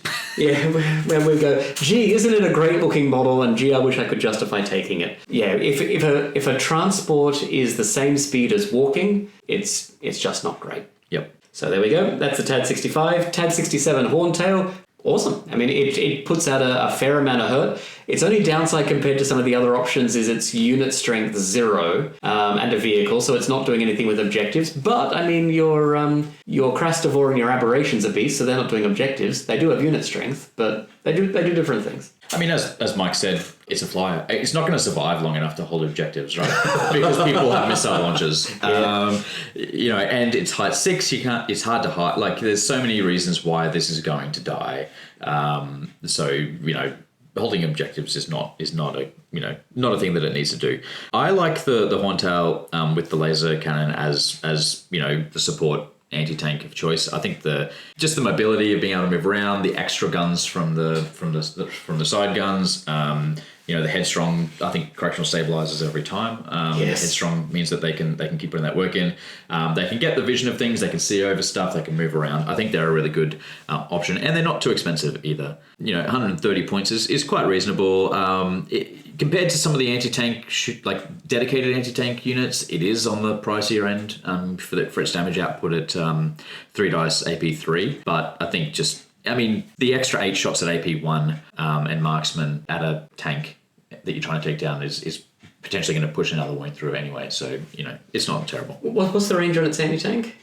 The laser cannon is 36 inches. Which means you can sit way back and do some shooting, right? Yeah. And I guess I just wish then that I would still get utility from my 18-inch sight guns. I mean, you can, because it's got targeting systems. Anyway, but I mean, there's plenty of times where someone parks a Wolverine in the back corner, right? Because it's got a 48-inch range. Doesn't it just? So it's conceivable that you can be hitting it at 36 while still 18 of other units. So, it's nice to have the option. All right. There's Heavy Support Strider and the Ajax Strider. Striders are Striders? Striders are Striders. They're middling options at best. They're not the worst. They're not the best. If you've got it and you like it, run it. If you don't sweat it. These are a bit more expensive than the GCPS versions because they because they gain Headstrong and +1 Nerve, because they're Blackwing. That means they're great. Headstrong is great on vehicles, of course, for shrugging off when anti-tank gets through, so and you can shrug off that pinning. I don't know if I'd be looking at the Heavy Assault option, the one that comes with a flamer and a chainsaw, where you're already pretty well sorted for it burns and for assault options in Mazon. I think you could look at the Tank Buster, because the Polaris cannon, while short-ranged, is pretty potent with the amount of devastating it puts out. I don't mind it. Ajax, I guess, it's a bit short-range and there's other things I'd be doing instead, but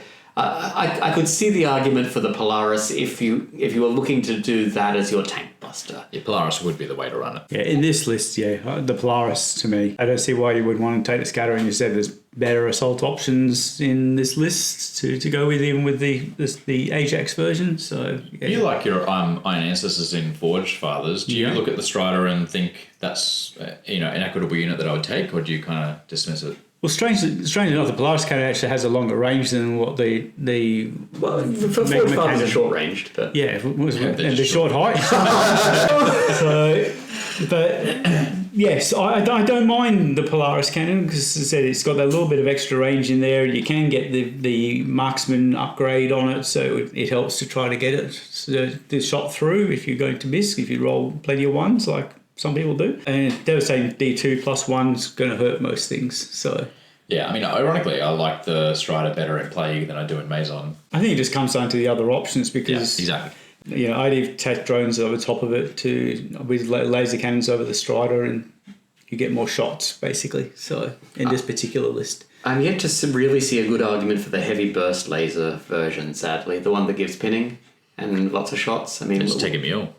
Well, sure. I mean, I guess I'm thinking you could run 2 autocannon tac drones, right?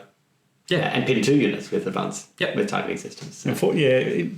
It's a great option in Dead Zone, but I'm not really seeing a great option for the burst laser in the in Firefight. Yeah, your support slots are just a bit too precious. All right, well, the final option is the Blackwing Bronco Armoured Car. I took this at SpringCon, and this was actually one of my...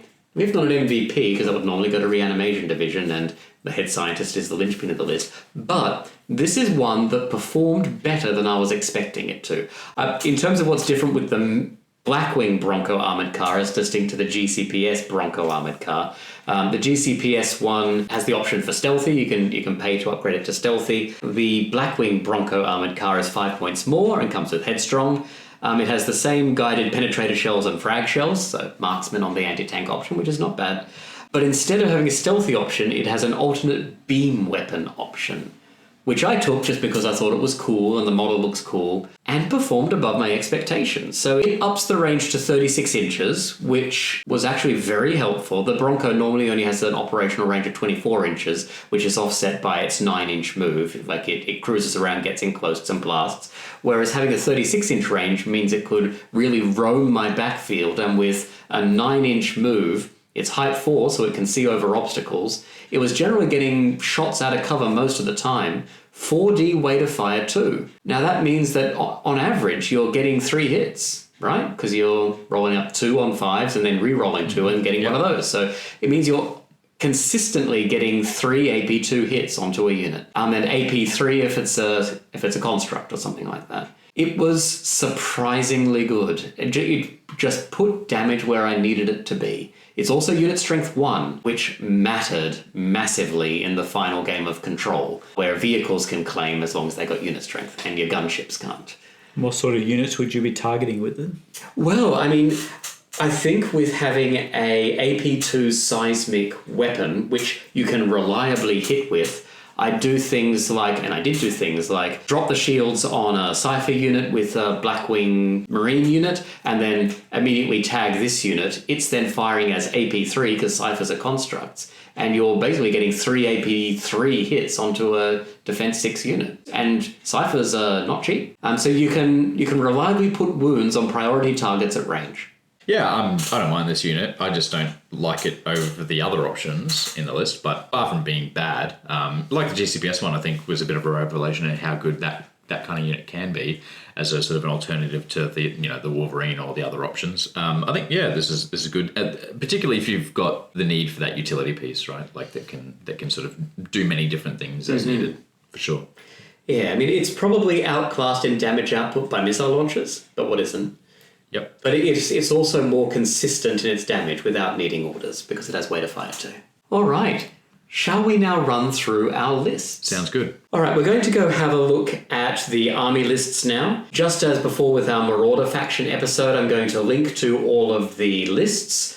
So you can go into the Mantic Companion and follow along with us as we go. All right, Mike, would you like to lead us off? What's the name of your list? The name of my list is We Are Not Here to Park Spiders, which might not make much sense to most other places in the world, but it's a play on a unique Australian term, which you can look up on the web later on. But you probably already guessed by the name of the term what we're going to end up having later on down the line in this list. But I have gone very cheap and cheerful in my command slots. I just took a naked infected technician for 60 points and the head scientist also naked. So 160 points, 3 black dice. That's all I'm really running with in those units. Not a whole lot. We've already discussed most of the command points that are in the generic version are only a point each, so I'm just looking to get a few bits and pieces. So for me, it's not a major issue. I'm used to playing with a very limited number of dice.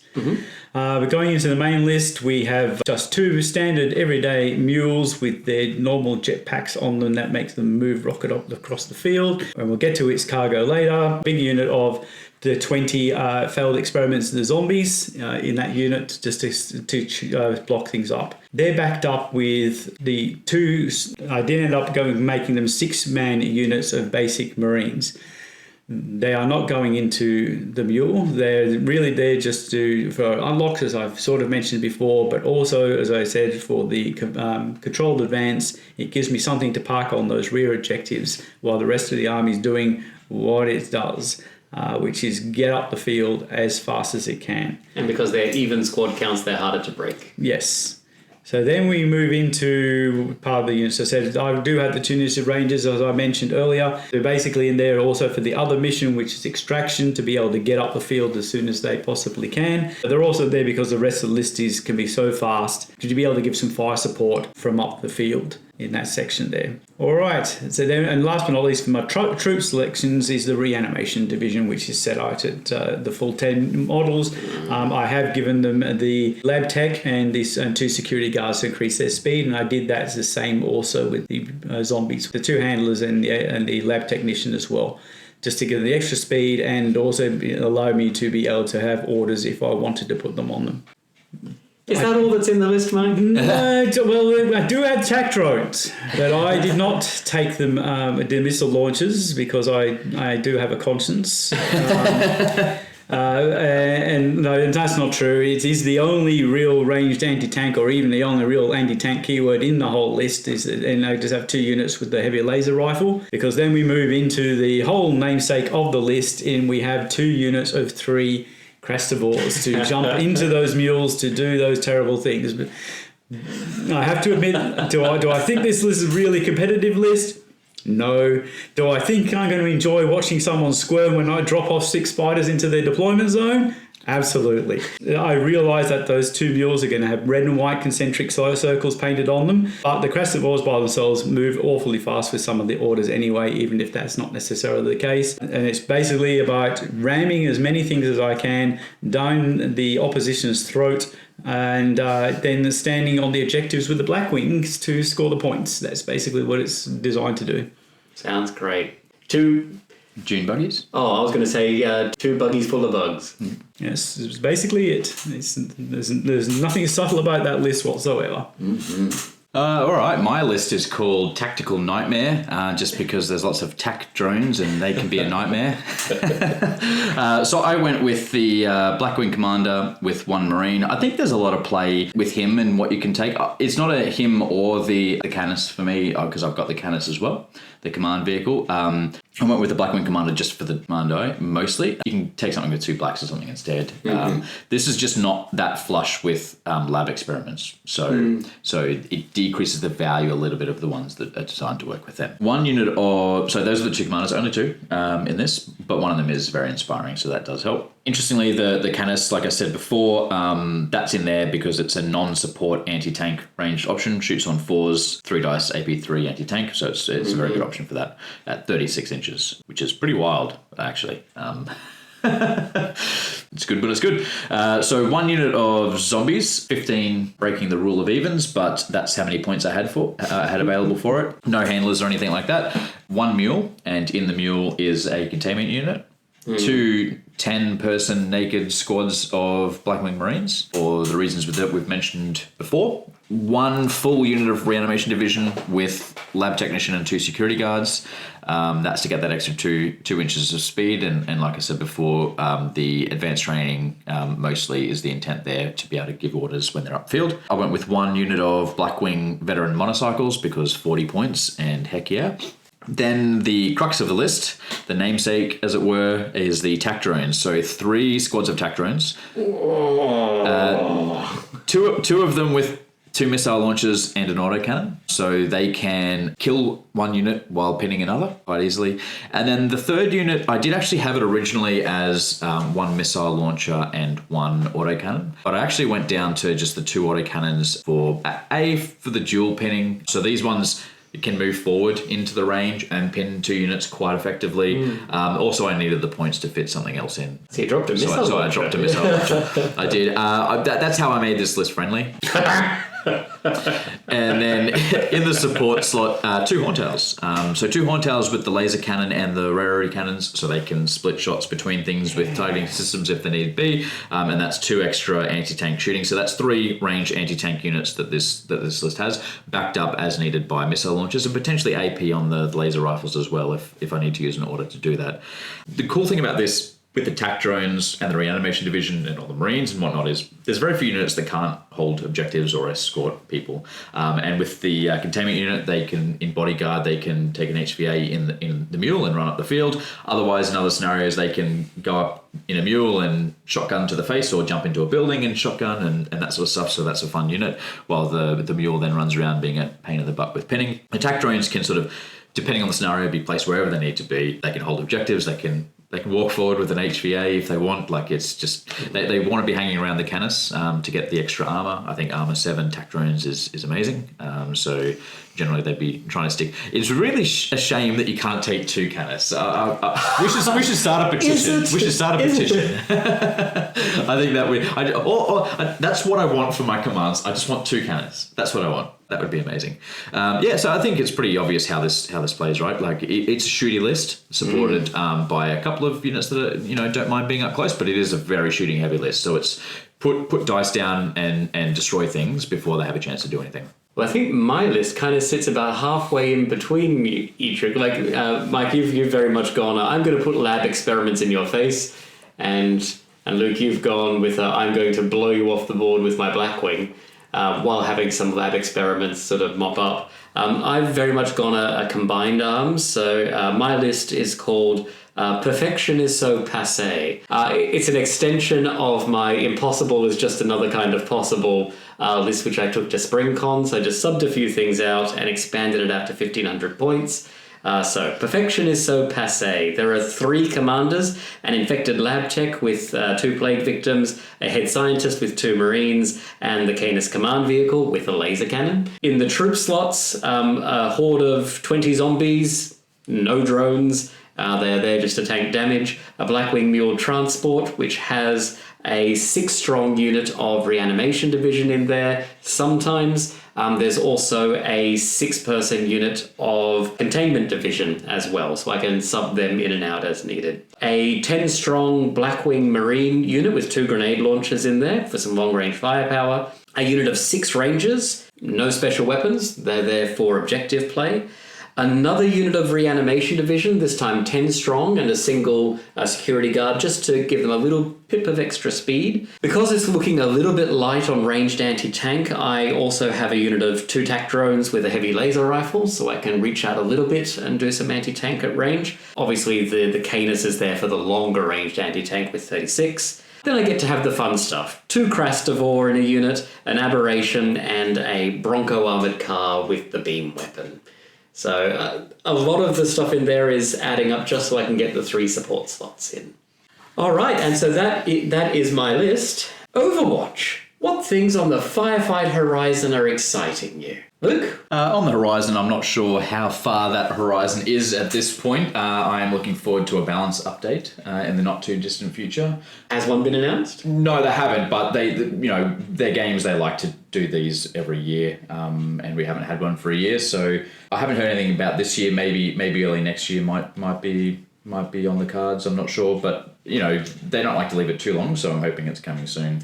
Command protocols again, probably we would anticipate not something as wide-ranging as command protocols. Yeah, I'm not sure. Because they call the Kings of War one Clash of Kings every year, no matter how big or small it is. So maybe it'll be command protocols every year. Maybe it won't. I'm not sure. Yeah, interested. But that's what I'm looking forward to. Like I say, I don't know how far the horizon is, but surely there's something coming soon. It'd be good to get some more improvements. There's been some really good tweaks with command protocols that's improved everyone's playing experience, I think, particularly around some of the problem units. So it'd be good to get the things that are total junk just amped up a little bit, and the things that are a little bit too good scaled down, and sort of keep the enjoyment going. Yeah, and we did an unpack of that in our first episode on command protocols, breaking down exactly just how much command protocols had brought to refreshing the game. Yeah, for sure. Mike? Again, I've been a bit of a hobby low, but I've been promoting games. That's what's taking most of my free time when I've had it available. So I was at a ranked SpringCon, I did a Dead Zone Day, and I actually, for the first time, we're going to try, which is not to do anything with the genre in here, but doing one with Sam for Armada. Try and do an Armada day and go through. And I mean, I've actually never played Armada, but every time I see the mat on the table, I think it looks absolutely fantastic. Game. It looks awesome. So I decided I wanted to push that, try that, see if we can get the community going and get that around in some clubs. And see how it goes. I said it's a game that I actually have no play, but I'm obviously willing to give it a shot, and encourages Sam to come over and actually teach people how to play the game. Very happy to. So Luke, you haven't played Armada either. Am I running an intro game for the two of you? I could get down with that. Maybe I'll do. I was telling you before, I like the look of the Trident Realms. Oh, they're beautiful. Fleet, and I might print them off, but also the Ghost Fleet. Yeah. I've got this neon green paint that I've been using for the glowy bits of my... the fluorescent paint? Yeah, the fluorescent paint, and I've got a black light that makes it glow extra. And I was just thinking Ghost Fleet sails, like from Sea of Thieves, if anyone's played that game, with the ghost ships that are like glowing green ethereal. I think that could be a good look for the Armada Fleet. Yeah, I'm very much looking forward to the Armada Day. It should be great fun to get back out on the water. So with the Marauder review, I know I kind of spoke about what I'd like to see within the Marauder faction, and I might do the same for Mazon Labs. I think there's a real place here coming out of the Edge of Sanity campaign, particularly noting that Mazon Labs in Firefight does seem to be winning that campaign. Considering Mazon are the ones who punched the hole between galaxies and brought our Night Stalker friends into this galaxy, I think there's real room for a Void-touched mutants as a specialist option in the Mazon Labs list. Because, I mean, if you're going to punch a hole between galaxies, you may as well monetize it. So, I mean, we may have unwittingly discovered a nightmare dimension. What if we were to expose volunteers to its corrupting influence for science? And that's how you get a new specialist option in the Mazon Labs. I think they'd fit in really nicely. Sometimes you really scare me when I think you work for a university. I get really worried about what goes on. Indeed. Yeah, that's a cool idea. I'd like that. That brings our Mazon Labs faction review to a close. We hope you've enjoyed it as much as we have. So until next time, profit from those tragedies, activate those neurochips, and unleash controlled fire. Hear the